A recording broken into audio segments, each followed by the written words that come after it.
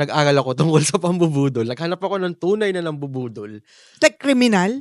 Na oo, as in kasi una hinanap ko, inalam ko saan sila, yung place nila. So, may nakita ko na, uy, dito sila. Pinuntahan ko. Dati, uso yun sa Ali Mall. Pero alam mo yung sa budol, 'di ba? Kasi I'm sure yung gusto ko talaga siyang pag-usapan kahit mamaya kasi yung alam mo yung budol ba na yung tatawag sa lalo na yung matatanda, 'di ba yung tatawag Oo. sa bahay, "Uy, naaksidente po yung anak niyo, kumuha kayo ng mga alahas, mga pera, tas ilalabas." Usong-uso yun nung araw eh, 'di Yes. ba? Parang ganun. Correct. And hanggang ngayon uso pa rin siya. Lately kasi kinuha ko ng guest ng isang TV show as parang resource person. Kasi lately lang may nabudol na sa tindahan niya, iniwan yung cellphone kapalit ng pera. Yung pala, hindi na cellphone yung hawak niya. Binigay niya lahat ng pera sa kaha nila. Yung mga ganun. Hypnosis ba to? Ano ba yan? Um, Ano ba yun? May nung dati kasi may na-meet ako na totoong nambubudol kasi nga years ago, siguro 2010, medyo umaangat na yung career as a mentalist. In-invite ako ng isang TV show para mambudol. Sabi, "Justin, pwede ka ba mambudol?" Sabi ko, "Oh, hindi ako nambubudol pero Kaya mo? kaya ko. Sige, gawin natin." Nung siguro mga 2 weeks before the shoot, nag-aral ako tungkol sa pambubudol. Naghanap ako ng tunay na nambubudol. Like criminal? Oo, as in kasi una hinanap ko, inalam ko saan sila, yung place nila. So, may nakita ko na, uy, dito sila. Pinuntahan ko. Dati uso yun sa Ali Mall, Dun Wow. sa food court may mga nambubudol Totoo dun. ba? Sabi dati. So, pumunta ako dun. Observe lang ako isang buong araw. Hanggang sa mga siguro ika-3rd, 4th day ko na nag-o-observe dun, meron akong nakita in action. Meron talaga. As in parang since marunong ako sa magbasa ng body language, alam ko yung ginagawa niya, nakikita ko sa gestures niya nung nilapitan niyang tao. Bago pa niya makuha yung mga lahat ng bagay na gusto niyang kunin, in-interrupt ko na sila. In-interrupt ko na, tapos in-isolate ko yung nangbubudol. Sabi ko, "Huwag kang mag-alala, hindi ako pulis. Alam ko yung ginagawa mo. Pwede mo ba akong turuan?" Oh my God! Ginanon ko siya. Ginanon ko talaga siya. Pero, meron ako, in my mind, pagkatapos ko matutunan yung mga tinuro niya, gusto ko siyang i-transform na itigil na niya yun using NLP naman. So, nung tinuruan niya ako ng mga tactics niya, na-realize ko na close to hypnosis pala yung ginagawa niya. Na hindi nila alam na hypnosis pala yun. Kasi tinuturo yun sa kanila, parang pinapasa-pasa lang, ganito gawin yung ganon. Walang terminologies. Sa hypnosis, lahat may terms yung ginagawa. So, nung inano ko, pinatsa-patsa ko lahat ng ginagawa, ay, parang hypnosis pala Pwede to. mo bang ikwento kung more or less ano yung Yung ginagawa, okay. Sa hypnosis kasi, meron tinatawag na ABS. Okay, ABS lang. CBN. CBN. Joke. ABS, okay. So, A is absorb attention. Okay. Absorb attention. Ibig sabihin, kailangan mong ma-absorb yung attention ng taong kausap mo kasi 'di ba attention is everything. Pag sa social media, pag nakuha mo yung attention ng tao, nandun na yun, 'di ba? So, sa totoong buhay, kailangan makuha mo yung attention niya. Paano? By holding their hand, by shaking their hand, tapping them, 'di ba? Or gumawa ka ng, "Hi!" Gano'n. Para lang makuha mo yung attention nila. "Hi, kamusta ka?" Mabangga mo sila, nakuha mo na yung attention nila. B is bypass critical factor. Okay. Pag bypass mo yung critical factor, ibig sabihin, 'di ba, yung meron tayong two sides of the brain, conscious and subconscious mind. Yung conscious mind, yun yung nagsasabi sa na, "Uy, teka lang, masamang tao 'to, 'wag mong papansinin 'to." Yun yung nagbo-block ng mga siya yung nakakaalala ng Parang mga yung stranger danger. Yes, siya yung security mo, kumbaga. Yung subconscious mind, alam lang lahat nung totoo, yung fini-feed mong information, yung imagination mo, akala niya totoo. 'Di ba pag nagma-manifest tayo, yung law of attraction, subconscious mind yung kausap natin na parang tinitrick mo yung brain mo na nangyayari na siya ngayon. Kaya unti-unti siyang nangyayari, parang gano'n, 'di ba? So, kailangan mo ma-bypass yung conscious mind lang tao. So, paano? By asking simple question or by having a common parang thing with them. Like for example, "Uy, kamusta na si Ana?" Maghahanap ka, sino yung ay, tita ko Ana yung pangalan. O kaya kahit di ka magsabi ng pangalan, "Kamusta na yung mama mo? Alam mo, nakikita kita nung bata ka pa." Grabe sa mga family gatherings no, close na close kami na "Kamusta na siya? Nasaan na siya ngayon?" So ikaw, pag tinanong ka tungkol sa mama mo, parang bababa agad yung ano mo, Yung guard mo. guard mo. Oo Yeah. kasi syempre, akala mo kakilala, ganun. So, Yeah. ayun, mababypass na yung critical factor. S naman is suggestion. So, pwede ka na mag-suggest anytime. Pag nakita mo na medyo nakuha ko na yung loob nito, pwede ka na mag-suggest. Yung suggestion is, uy, alam mo ba kasi nahihirapan ako mag-text sa kamag-anak ko pwede ba makitext? Bibigay na yung phone mo. Teka lang tatawagan ko lang siya. Aalis ka na, may tiwala ka na sa kanya, alam mo kaibigan yung mama mo, ganun-ganun. Pagkaalis, mamaya hindi na siya babalik, wala na, nakuha na yung phone mo. So, ang main goal nila is to bypass your critical factor para makapag-suggest. So, lower your guard, find common things with them, tapos kunin yung loob nila. Wow! Wow!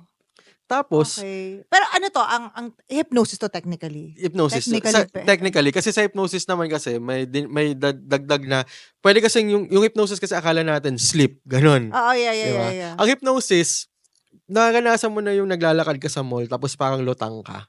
Yes, yung parang wala ka parang lalakad ka lang. Para ka lang wala. Parang mechanical ka lang. Hypnosis yun. Right. So, right. nasa trance ka. O kaya pag Yes, nasa yes. CR ka. Ako, Yes, sa shower. lots of good ideas pumapasok sa isip ko pag nasa shower ako. I know that because that's where the manifestation comes. Correct. When you are in that level. Yes. So, pag nasa trance state ka, Yes. na tinatawag, totoo yan. Yeah, Doon pumapasok yung alpha. Doon pumapasok yung manifestation na pag may inisip ka, Chances are. matutuloy, magkakaroon ng action, ganun. Ganun din sa hypnosis. Ibig sabihin, pag nasa alpha state ka, suggestible ka. Yeah. So, kaya sa mall, tinitake advantage ng mga stores yung mga signage nila ng sale, ganun. Kasi lahat ng tao lutang pag nasa mall. Pag nakita ka ng sale, uy, sale! Tingnan ko nga! Ganun.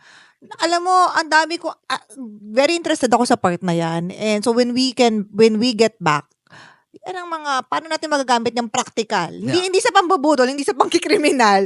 Pero kumbaga as a person, gusto natin malaman, ano ko magagamit tong mga ganitong mga hypnosis, critical kineme. When we get back. Yeah. Hi everyone, if you are enjoying this conversation, please make sure to subscribe to this channel, like this video, and leave a comment below so we can know your thoughts and feelings about our topic. Thank you! Okay, so nasabi mo na itong technically pambubudol siya, oo. diba? If you think about it. Or the concept of, magagamit mo rin yun as a person. Yes. Pwede mo ba kaming turuan?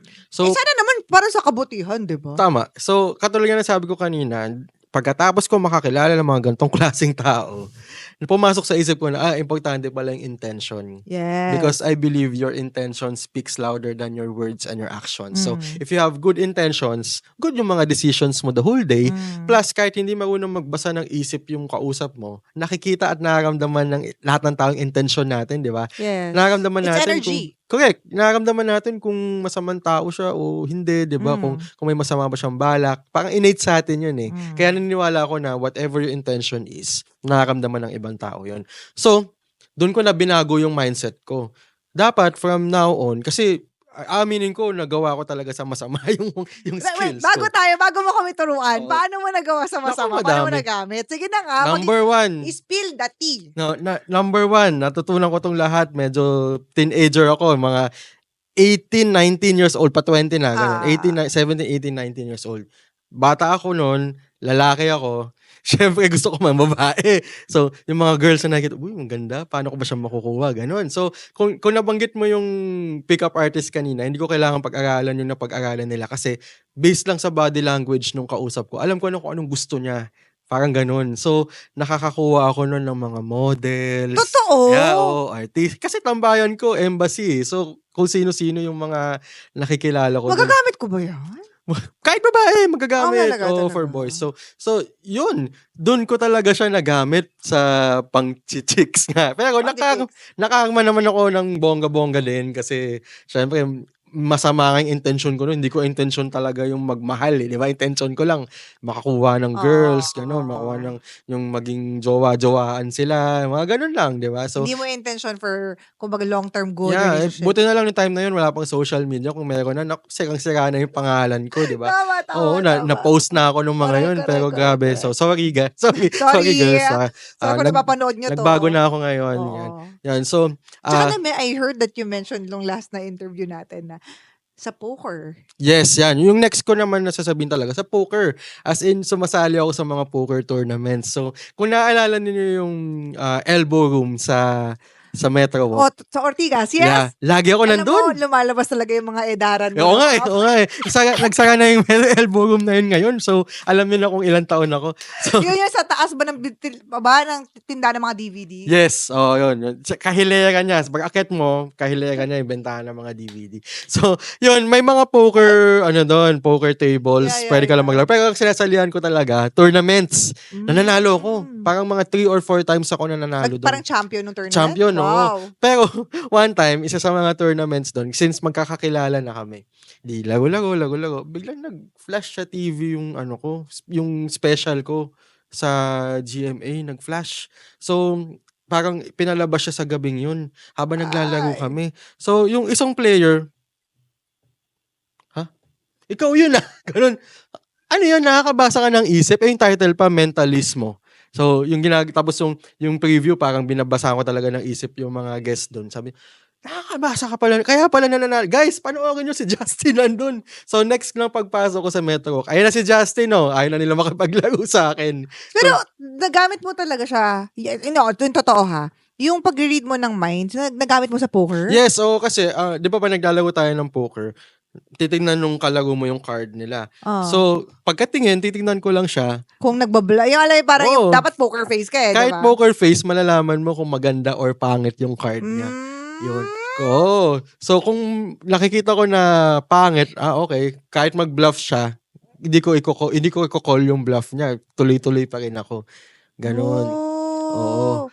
Ngayon, Hindi mo nababasa yung cards niya, obviously. hindi ko nababasa yung pinaka-cards niya. Pero nababasa ko yung expressions niya. Pero kung gusto kong basahin yung cards niya, pwede. Pag sinabi kong think of your card, dun ako pupunta. Yes. Oo. Pero pag yung expressions lang tinitignan ko Correct, nun, yung correct, right after, minsan split second lang talaga siya na pagkatingin, konting gesture lang, malalaman mo agad kung maganda or pangit. Wow. Yun yung mga mahihirap basahin talaga.